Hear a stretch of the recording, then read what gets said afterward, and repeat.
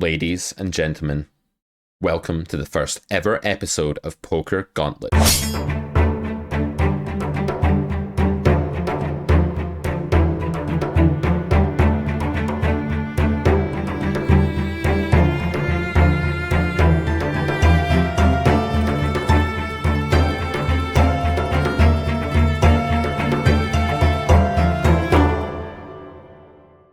Poker Gauntlet is a brand new poker quiz show hosted by me, mean poker judge, Pete Clark. On this show, a Carrot Corner Discord member is going to have their game reviewed and scored out of 10 by yours truly. The rules are simple. The filter we're using is big pots. I have not seen any of these hands pre-recording, and the students do not get to pick which hands they send in. They have to send a big sample, and we take whatever hands are at the top of the filter. We assign every hand a score out of 10. We give the student an average score at the end of the episode. We place them on the Poker Gauntlet leaderboard. And if you want to get on this show, it's easy. You just have to be a Carrot Poker Discord member. And to do that, well, the cheapest way is to get a Carrot Corner subscription. But you can also become a member of our Discord server by getting a Carrot Poker School course. Without any further ado, though, let's get to the first episode and see how contestant number 1 gets on. Let me know what you think.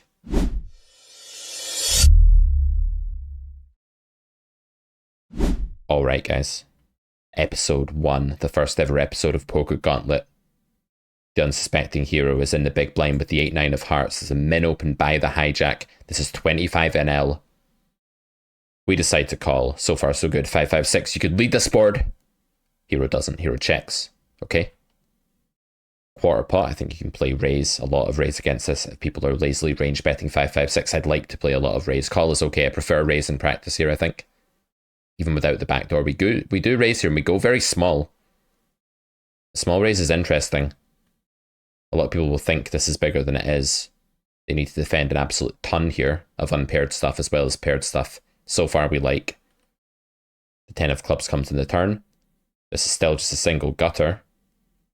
I think barreling is reasonable. I think giving up is reasonable. I don't think this will be an overfolded spot. Big blind against under the gun. We do go for the bet. I don't mind that. But if you think about our value region here, like what is it? It's maybe some jacks. Maybe something like 5x, something like pocket sixes. These are our value hands. So they're all mainly looking to go bigger. I think I'd rather just build around like an overbet here. If you look at the SPR, we have a lot of building to do. Villain calls again. The 10 comes on the river. I'd expect most ace high to be folding the turn here in this pool at 25 and L. This leaves the villain with a lot of pocket pairs. If they do have ace-x, it's kind of easy to cry and call the river. If you value bet this river, you are basically saying that you have some really weird, rare 10x that I don't think is much of a part of your range. Or a 5. How big would a 5 go? Very big. It'd probably want to overbet again. Probably not quite go all in on the 10 pairing on the river. But I think you'd want to go bigger than this. I think your value region of pocket sixes, 5x, and the odd 10x, by and large, wants to go larger than this.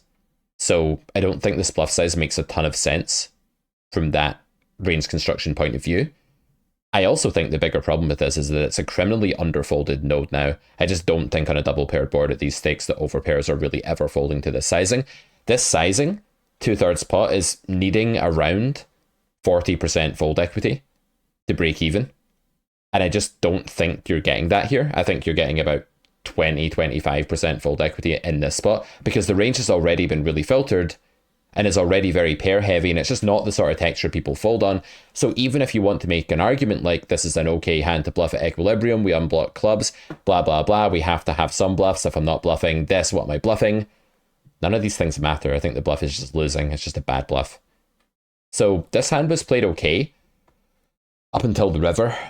The river bluff is an easy one to make, but I think a very underfolded spot in general. And I think a very costly one. So there's a couple of elements that go into scoring here. The first one is obviously like how much EV the student is losing in the hand. And the second one is like how difficult or easy would it have been to avoid that. I think the EV loss here is substantial. It would have been quite hard to avoid it unless you're like aware of how ranges are playing at these stakes and the fact that this is probably underfolded. I'm going to give the student a 5 out of 10 for this hand. Actually, no, I'm going to give the student a 4 out of 10 for this hand because I think this bluff just costs quite a bit on the river. 4 out of 10. Let's keep going. All right, hand 2 of the Poker Gauntlet. We have 8-9 suited again. This time we're in the small blind. I would just fold pre-flop here. The 25NL rake on PokerStars is not that great. Like, it's pretty costly. The 3-bet here, honestly, it's just never going to be a fantastic thing. This hand is not really a 3-bet at equilibrium. In practice, okay, you might get some nits that don't 4-bet enough and stuff. I still think I would fold this hand. Generally, you want to 3-bet a bit more in position than out of position to take advantage of skill edge and stuff like that. Villain calls.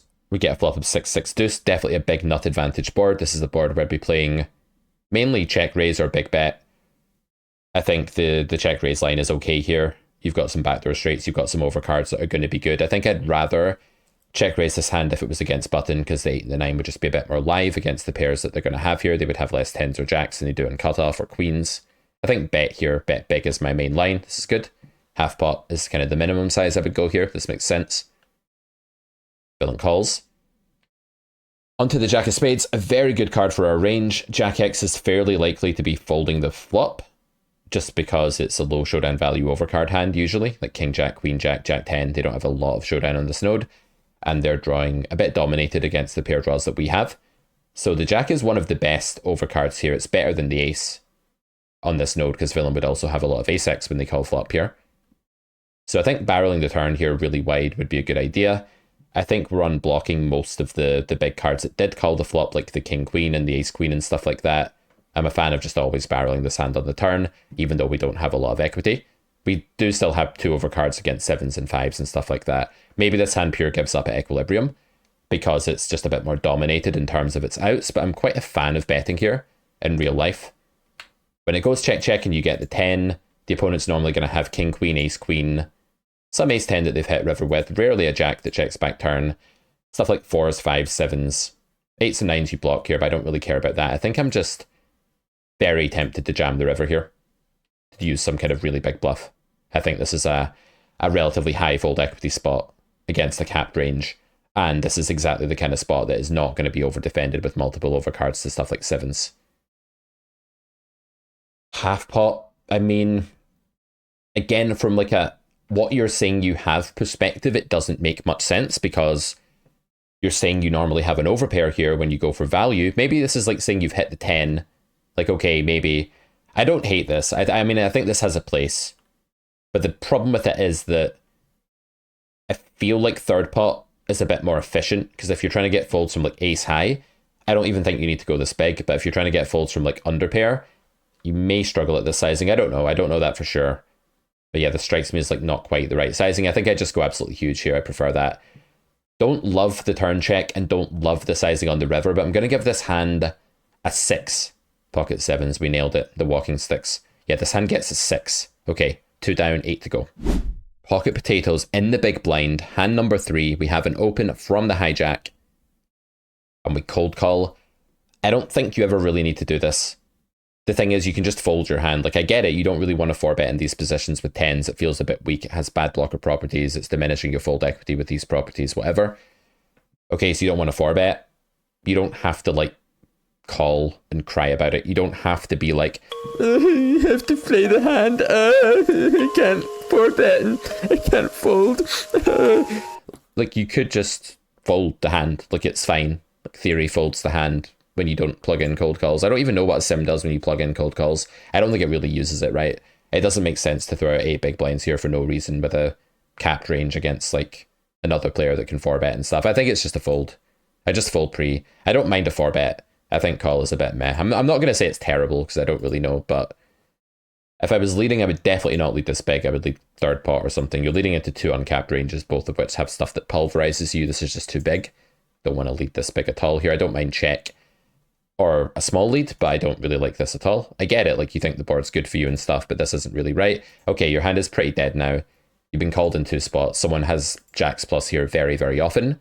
I would check the turn. Good. I don't think you have the equity to bet again, although your hand is vulnerable.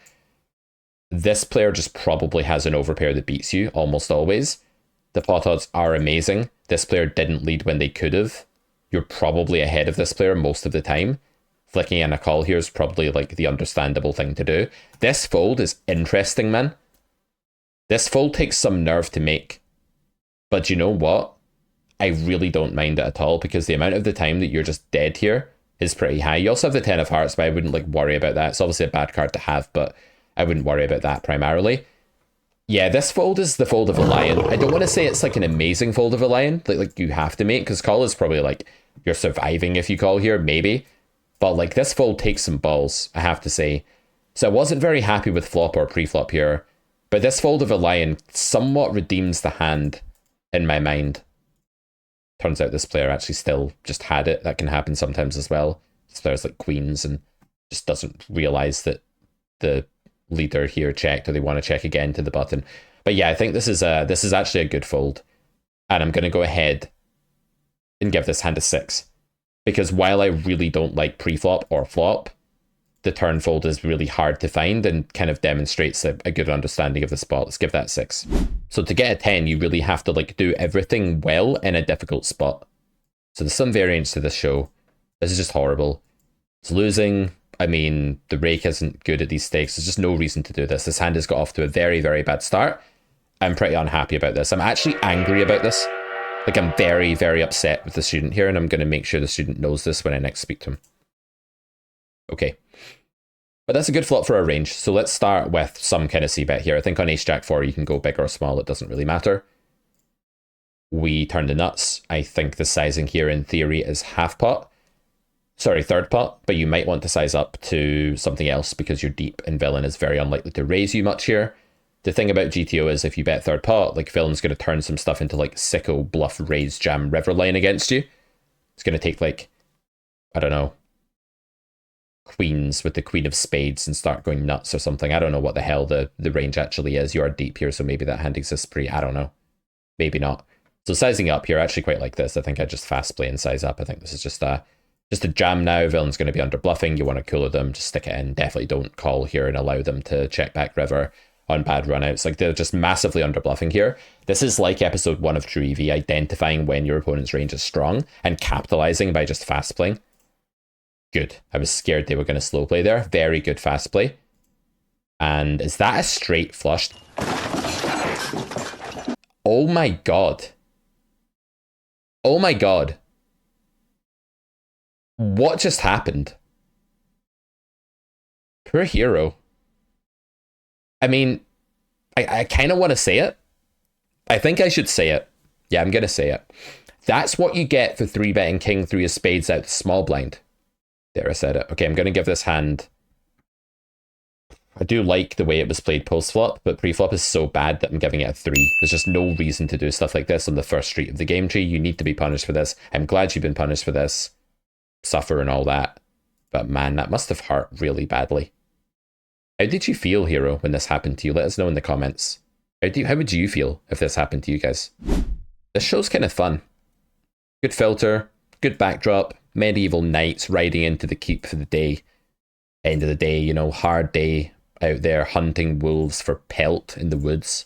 Looks like some kind of snowy, barren kind of backdrop here that the AI's generated, like cold and hard to survive in. That's what I mean by barren, not like empty. Anyway, Brambling, 9.72 big blind 3-bet in the small blind. Called by someone in the big blind. Called again by the opener. Ace Jack 10. I would start by betting, because even though you block the ace, nobody is going to bluff here. And they're going to invest wider by calling than they are by stabbing, usually in these spots at 25 and L. So you may be tempted to check here. I think it's a mistake. Good. I like the bet. I think it's much better. They probably have king, queen, tens, or jacks. They're probably never bluffing you. They shouldn't have king, queen offsuit in these positions, but you never know at 25 and L. I don't think you can really save money here. I think I just fast play again. Try and get money in against the value regions. This is just not going to be a bluff. Like, I get this call. Like, I understand why you're calling here. You're a little bit weirded out by king, queen. You think that you block the stuff that you beat, but you actually don't. You unblock jacks and tens, and there should be more combos of that than there should be of king, queen, provided he doesn't have king, queen off. It could also be ace, jack, 0 combos, and ace 10, 1 combo. Actually, this spot sucks. The spot actually sucks. Like, I don't like this spot. Obviously, I don't think we can fold, but yeah, this is kind of terrible. So again, villain's range is like jacks, tens, king, queen suited. If king, queen off is in there, we should fold, but it's probably not. I guess you just stick it in. I mean, the thing is, you're going to get stacked by king, queen anyway. Do you want to allow a world where you don't stack jacks and tens and jack 10? No? Then you should just probably shove, right? Yeah, you're relying on your opponent bluffing here by playing this passively. I think, again, you want to fast play here. Okay, you're going to call, and you're probably going to lose to king, queen now, but maybe not. Maybe not. There's still jacks and tens in there sometimes. I think they'll check back river sometimes, honestly, even because people are just stupidly nitty. I think I just want to fast play. There's also some runouts that just kill your action from those hands, right? Like a queen or a king or something. So I think I want to fast play the flop or the turn here. Yeah, I'm not too surprised. I mean, that doesn't tell us anything. I don't think we played this badly. I also don't think it was much of a difficult spot to play, so it doesn't deserve like a really high score. I think it deserves something like quite average. I do think we minimized EV by not fast playing earlier. I'm going to give this hand a 5. I'm very ruthless on this show. You know, it's very hard to score well on this show. Don't think I'm just going to be throwing out 9s and 10s. Like, oh, look, you got a 9. Great job. It's not going to be any of that fucking building up people's character and telling them they're winners when they're not and shit. There's going to be none of that on this show. It's going to be absolutely cutthroat. It's going to be like absolutely bleak, just like the medieval times in which the show was set. It's going to be horrific, like Game of Thrones style, White Walkers coming over the walls type shit. It's going to be cold, man. Yeah. Going to give this hand a 5. All right, so this time we've isolated a limper. No, we've not. Yeah, we have. We've isolated a limper. In the big blind with aces to 4x. I think you can just go 5x here or something like that. And the reason is that there will not be many limp folds here at all. And just building a bigger pot can't really hurt. I mean, I don't want to quibble too much about the sizing, but I think you can go bigger. Flop, I think I just bet bigger. Like, you're against a recreational player. I just like to make this smoother and more geometric. Like, I don't care what your toolkit says here. I don't care like what your standard strategy is or like how you construct your ranges or any of that bullshit. What I care about is the fact that you've got a fish here that just limp called and you have a massive equity hand and they're not going to be that elastic with pairs here or with unpaired hands. Like, they're usually just calling the former and folding the latter. So you should just go bigger, right? I don't like the sizing. As played, I guess I would call. Your hand is invulnerable. Villain can be bluffing this node with very low equity stuff. If they do have a value hand, you're kind of dead. If they check back the turn, you can bomb the river for value against top pair. That'll be a bound there. I like it. I mean, this is probably just bet size equals hand strength. They probably just have a queen, honestly. And you beat queen 7 now. I would raise. And jam the river. I don't want to let this go call, check, check, because when their sizing goes down the way on the turn like this, they're going to check back the river quite often. They're going to have a lot of like king, queen, queen, jack, queen 10 here. For value, they're saying they have like deuces or 7s. Like, it's 4 combos. Villain won't raise here because no one ever raises here, but they should. Yeah, I knew it. I bloody knew it. Now it'll go check, check. Oh, you actually run into the pot. Okay, go all in. Right? I mean, he's... Okay, you still lose to 7s. But people now play a queen this way because they're like, top boat. So I think you just go all in for the rest here. I'm not that worried about losing to 7s. Like, it's a possibility, but... Yeah, nice. Jack 7. Wow. I think I just fast play the turn, though. I'm just too worried about river going check, check there. I don't think you're getting bluffed a lot. It does depend on the player, though. So I don't want to say that this is terrible. I think this hand overall is kind of good. But I'm only going to give it a 7 out of 10. Because I prefer raising the turn, and I also prefer betting bigger on the flop. Actually, I'm going to give it a 6. So I'm going to be ruthless. I think you could have just played this better in a couple of streets. So this gets a 6 out of 10. All right, this looks like a 3-bet pot. We have 10-9 of hearts. We 3-bet the small blind. It's called by the cutoff opener. This player's sitting out here. We go big on the flop. This is fine. I don't think you need to go this big. Like, you can just go like half pot or B60 or something. This is a little bit too big, I think. Especially for your hand. Like, your hand is strong, don't get me wrong, but like against cutoff, they do have better 10x jacks and queens, and they're probably going to overfold flop to this sizing quite considerably, which just means that you're putting loads of money into the pot with a medium to good hand, and you're going to reach a point where you worry that you've surpassed your investment ceiling with this hand. If you have ace 10 here or jacks, then in a vacuum, this isn't such a big deal because you're unlikely to reach a point where you're like, God, my hand can't invest anymore on like a brick run out. But on a brick run out with this hand, like, how do you really feel if you go bet, jam against this pool? Like, you're not feeling fantastic, right? Like, sure, sometimes you get paid by worse, but that's not enough of a reason to want to play that way. So if your eventual investment ceiling isn't that high with a hand, just keep the sizing down on the flop. I would check the turn now. I think this ace is like incredibly polarizing for the opponent. If they are behind here because they have like some float like king jack of diamonds or some hand like sevens, they are miles and miles behind. And if they're ahead of you, they are really far ahead of you. They have an ace or they have a set or something. Your hand needs very little protection. Yes, there's some spade hands, but whatever, they're not folding anyway. I don't know how you fare there after you bet and they call or they jam. I don't think this hand is strong enough to bet. Like king 10, queen 10 probably isn't folding either. I don't like this bet. I think this is like, even though you've gone small, I'm pretty sure this is just a polarization mistake because I think too many of the worst hands are just folding. I much prefer check here. I don't like this. The river is the 5 of diamonds and we check, which is the only play. Hopefully we just get lucky here and villain has 8s, but I think that's going to fold to turn a lot here. Yeah, queens, I'm not surprised. Yeah, turn is a polarization mistake. It's just too thin even for that sizing. Flop is too big. The 3-bet pre is like not really necessary. Like you could make it, but it depends on the opponent. It's really not that important at high rate game to make these 3-bets out of position. This hand gets a 4 out of 10. This is not a very good hand. All right, 3 hands to go. We have 8-5 of diamonds in the big blind. We're going to go ahead and call this button raise. Queen 5-4 is the flop.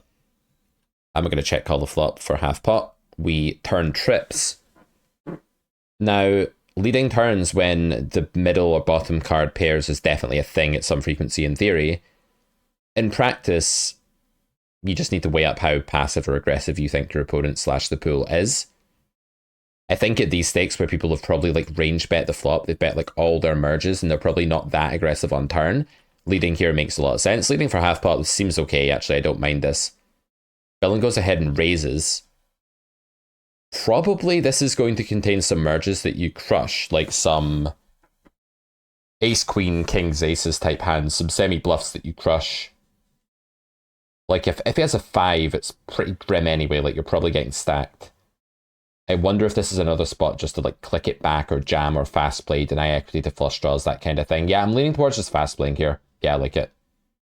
And we're going to get it in now as played. And we are going to lose to the ace-5 with the ace of clubs. So pretty horrific cooler there. I don't think there's much you can do when both players turn trips. I do think like some passive players will freak out and like never raise the 5 turn here. But I don't think you've done a lot wrong. And I quite like the turn lead. I think it's close on the turn. Like I don't think it's like something you have to do. But overall, I can't really fault this hand. I like that you fast played actually when you faced the turn raise. I think you could have gone wrong in this hand a lot and didn't. So I'm actually going to give this an 8 or a 9. I don't know which one I prefer. I really think it's actually a well-played hand. I'm going to give it an 8, just because I'm sticking with the theme of being cruel, and I want to reserve these really big scores for hands that are just super difficult to play, that are like really like the folds of lions or something like that. So yeah, this one I'm going to give it an 8. Okay, king 4 of clubs here. So I've decided I'm going to make this the 25 NL edition of Poker Gauntlet Season 1, because it wouldn't be fair to pit like 200 NL players against 25 NL players here. So everyone that's reviewed in Season 1 of Poker Gauntlet should be playing 25 NL. So if that is your stake, apply. I will actually make a channel and Discord group for this, so you can apply. We'll move up to 50 NL for Season 2 and so on. Okay, don't play 25 NL if you normally play 500 just to try and win the Gauntlet. That's not fair. Come on, guys. All right, so we open a hand that we don't really have to open, but we can. If the blinds are really weak players, I like this more and more. If they're not, then you can just skip the spot. Also depends what's going on at other tables, like how much action is going on. King, queen, 10. I don't really like the sizing. Like your hand is decent, but it's not amazing. You can just go smaller here. Like if you get action here, you're not doing amazingly well in a multi-way pot. Like yeah, you do get called by hands you're crushing. You also get called by hands that are ahead of you. It's easy for someone to have a better hand than top pair here. I don't hate this already. Like as a starting point to the hand, I don't hate this. I'm just afraid that you're somehow blending reasons together here and thinking your hand is going to be worth more of an investment than it is later. That's my fear. And like, I don't get this. Like, what are we bluffing? Are we hoping he folds like 2 pair? Like, we're never getting a fold from an ace or a 9 or a set or a flush draw, which is obviously fine if he has like Jack X of clubs, that we get value, I guess, in some sense, but this is surely just a check. Like, you're still ahead of like Queen 8 or 10-8 or something like that. Villain could still have like the 5-6 of clubs. And this is just a polarization mistake again. So we're making a few polarization mistakes here. They're always going to bring the score down considerably because they are some of the worst things that we can do in poker. Like from a, theoretical standpoint. Okay, call, mine, lead the river if you hit. You've got to lead the river if you hit here. You cannot go checking the river if you hit here because it's just going to go check, check. So you need to understand your opponent's probably a weaker player. You're going to just take the 5-1, realize the 16% or whatever, and just lead if you get there. That's what you're doing. You don't get there, so you check. And now you obviously fold. This is the stupidest spot ever. If hero calls here, I will actually take off this watch and attempt to eat it. God, I fucking hope he doesn't call here. This would be so bad if I have to do this on camera. Please fold. Thank God, hero. You're my absolute hero. Imagine I had to eat this watch like on YouTube. That'd be awful. This turn bet is so bad that this hand is going to get a 2 out of 10 because the turn bet is just awful. Like, it just costs so much money for no reason, and it's kind of basic as well. Do you just want to check a mediocre hand and not turn it into some spew bluff? So I'm giving this hand a 2 because the Gauntlet's all about harsh, severe verdicts and truth. The Gauntlet is about understanding that life is tough and you can't just get by sugarcoating things, repressing your emotions and not dealing with your own frailties. It won't work. You got to stand up to reality in the Gauntlet. So this is a 2. Oh, right. Last but not least, hand 10. Couple of fish hooks in the big blind. This has been really fun. Do let me know what you think about this new video series, and do smash the like button for me if you like it. It will give me an idea of whether to make more episodes, right? Because if you guys don't like it, we'll just go back to boring old videos that aren't the Gauntlet, which we'll happily do. If you want more Gauntlet, say more Gauntlet in the comments. Okay, don't mind the sizing. You could go bigger. Big blind versus button, bit more polarized. Queen 10-8, check. C-bet flop, or float bet, stab bet flop small. Okay, this is fine. You can check call. I don't think you want to do anything else here. After you start with the check, you can also bet small on flop. I don't mind. This spot sucks. It's going to be really underbluffed because there just aren't that many natural bluffs here. There's king jack suited. There's ace jack, I guess, which you block. You block all the bluffs and have redraw at the same time. This is probably a really value heavy range for this sizing. Actually, maybe we just fold. Maybe we just net it up and fold right now. Maybe we make, ladies and gentlemen, the fold of a lion. Hopefully the editor made roaring sounds there. Not personally, but like found a clip of them. Or maybe personally, that's fine too. Whoever floats your boat, editor. I think this could be a spot to implement a fold of a lion immediately. I think this is kind of bad news on this texture when you face this. I'm not going to say I hate call. I think call is like just a little bit worse than fold.